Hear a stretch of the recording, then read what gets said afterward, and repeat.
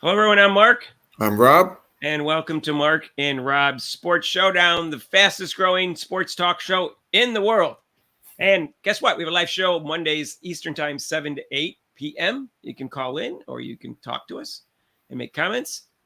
Please, if you haven't subscribed yet, we just hit 500 subscribers. We've only been on for 2 months. And please hit that notification bell so you get notified of our future videos and continue to make intelligent, very good comments and non-insulting comments down below and share it with your family and friends. Okay, so today we're just going to talk about Diana Taurasi a little bit. I'll be quite straightforward with you. I do not like Diana Taurasi. I think she's overrated. I think she was a great college player.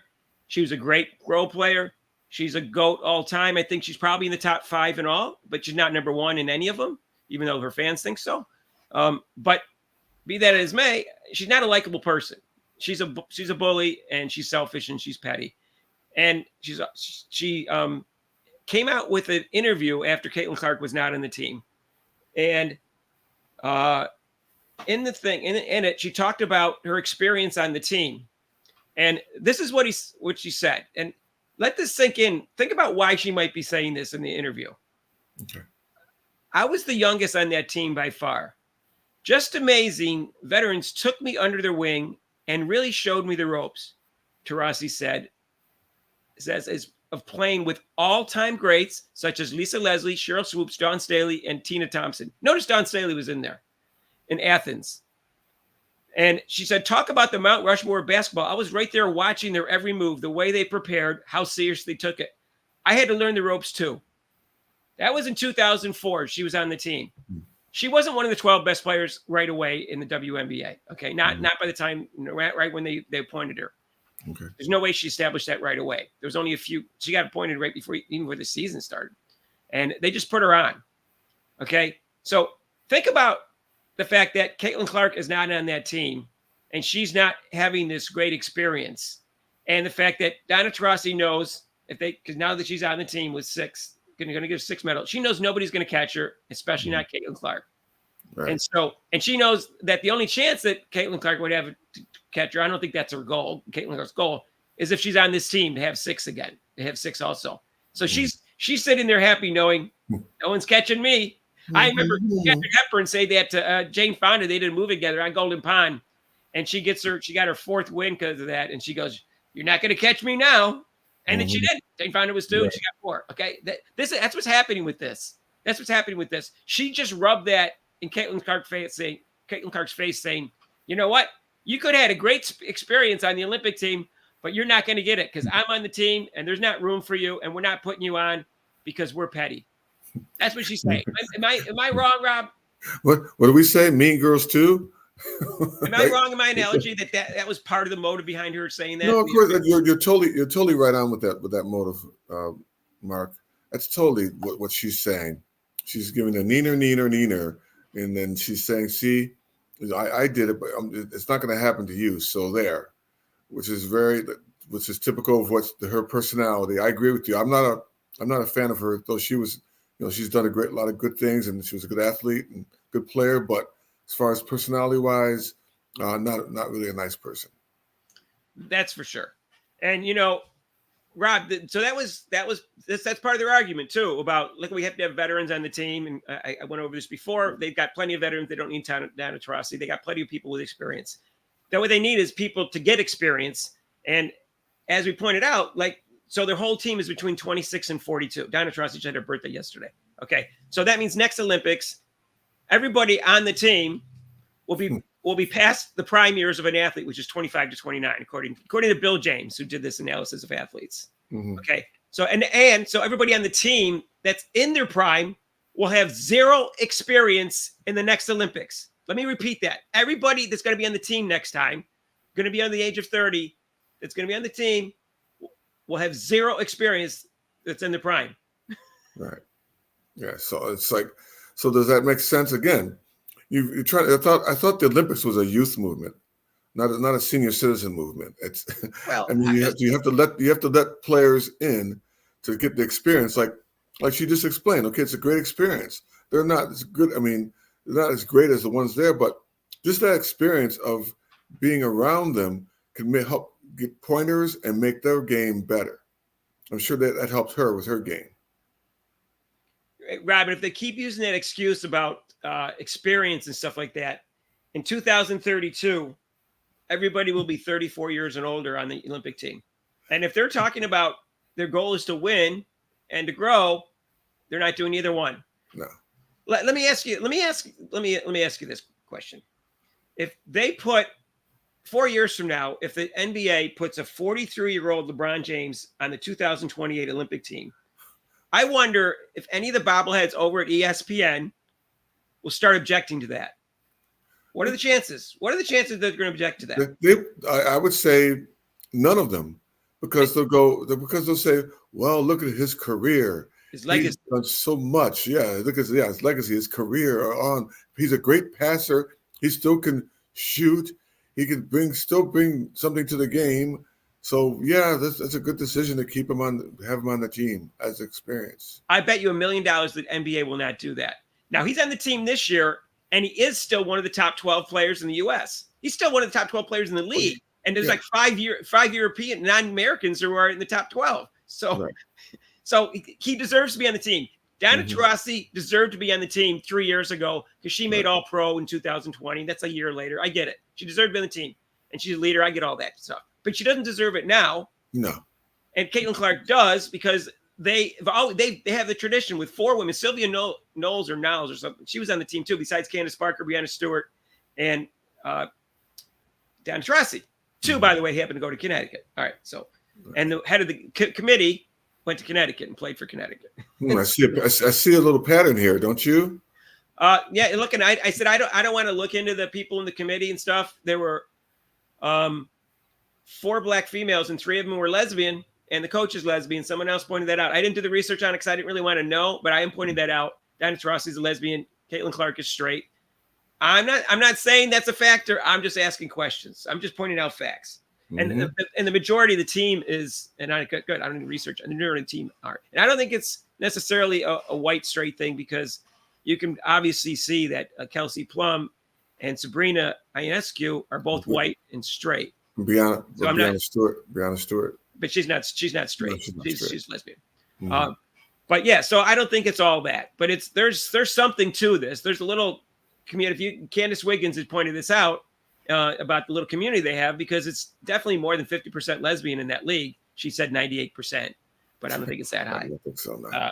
But that's what I want to. That's just what I want to point out about this. And I think that there's an interesting thing that took place. They had also said, well, she's not used to playing with the team because she wasn't in any of the camps, the training stuff. Okay. Guess what? They chose the date of the last camp. And when did they choose the date? Oh, they chose it Final Four weekend. Right. Iowa was a highly ranked team. In fact, they ended up with the number 1 seed.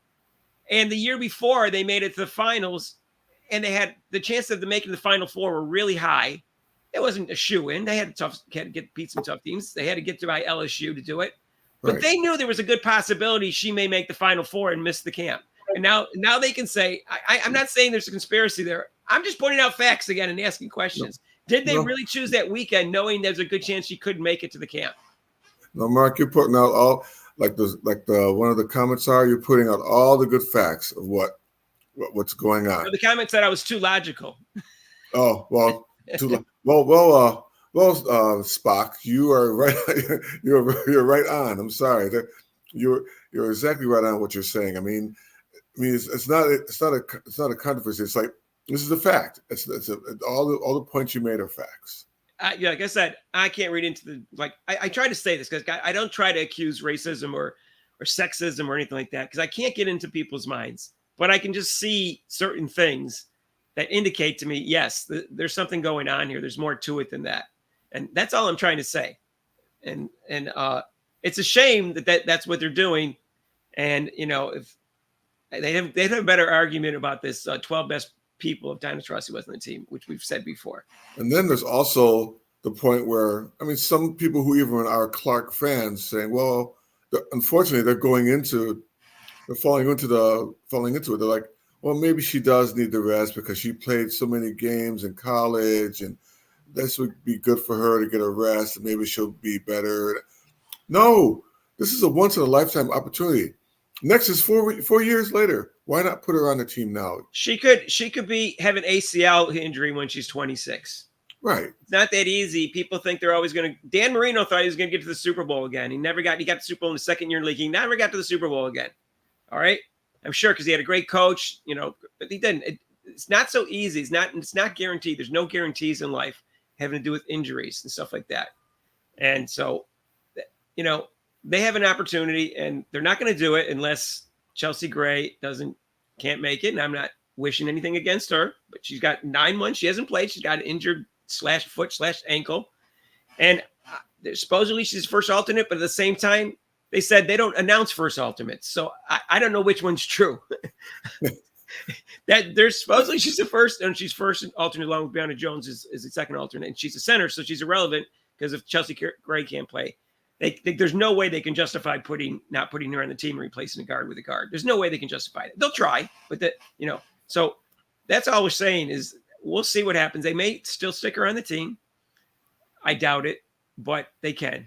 So we'll see. We'll see what happens. Go ahead, Rob. With the rest aspect that they're talking about, she's not going to be starting playing in the Olympics, playing over 30 or 40 minutes. She's going to be off the bench, maybe in a blowout game, and then people can see her passing, and maybe, like I said, a logo 3.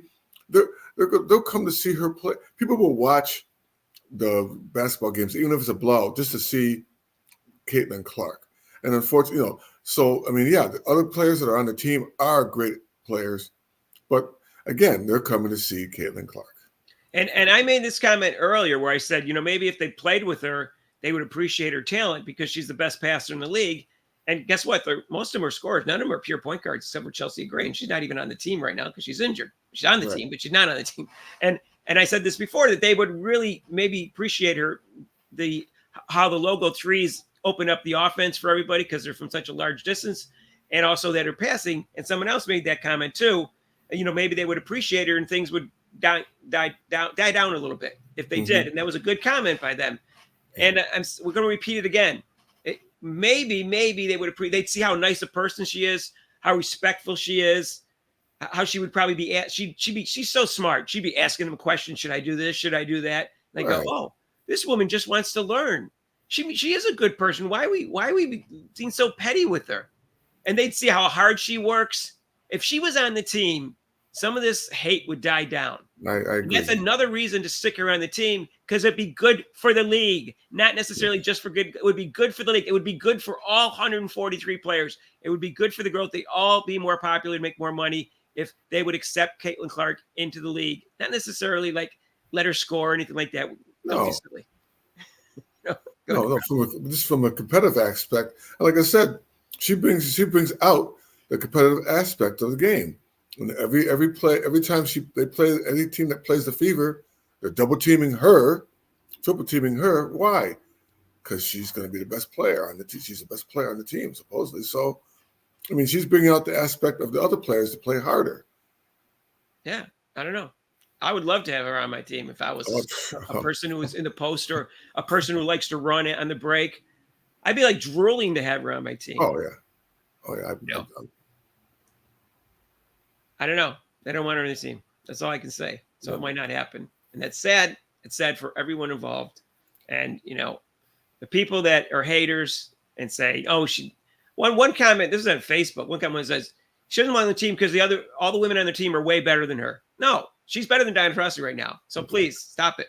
And other people pointed out to me, and you can turn statistics any way you want. It's just her numbers are better than 4 other women on the team by a good margin. I don't know if she's better than 4 other women on the team or not. I know she's better than Taurasi. So I'm trying to be really objective about this. Like I said, I don't know where she ranks in the. I don't think she ranks. I'm sure she doesn't rank in the top 3, but I'm sure she ranks somewhere in the top 15 or 20, right. And I think top 12 if she was dealt a better hand this year, right. With a coach that should be fired, and teammates that may be jealous of her, or a tough schedule that they had, and refs that go against her with calls and physicality that didn't get called against her. And just like we talked about, just the mental pressure on her, not just the physical aspect of it. The mental pressure can get to a person, and she's handling it so far much better, but we don't know. It's inside internally. But I mean, so far she's handling that. I mean, imagine that you walk into a job and people hate you. They don't even know anything about you. I mean, they do know about you, like, oh, maybe you're a good worker. So people just start hating on you for no reason. I'm like, what did I do? I didn't do anything. I'm coming here to work. I'm trying to help the job, help us, make more money. Rob, that must be in the back of her mind all the time. And what's also in the back of her mind is there's more pressure on her than any athlete since LeBron James. Sports Illustrated put a bullseye on LeBron James' back when he put him on the cover before he even got in the NBA and said the chosen one. I mean, gosh, why do that? That was silly of them to do that. It's one thing to give him publicity when he's such a great high school player, but the chosen one? Yeah. That was way too much pressure to put on an 17. I think he was probably 17 when it came out. He was 18 when he entered the league. And that's what happened to Caitlin Clark. It wasn't her fault. She just got her fans go so popular. And, and we'll get to the fans. We're going to do a third video today, and it's going to be about the fans being picked on the fans with one other guy. And that's all we have to say about today. Okay. Right. We got a live show, 7 to 8 Eastern time. Please join us and continue to make intelligent, non-insulting comments. And thanks for your support. You've done a great job. We're shooting for 1,000 subscribers. So please subscribe and hit that notification bell. And we'll try to give you the best sports talk show in town. Right. And all right. Peace out.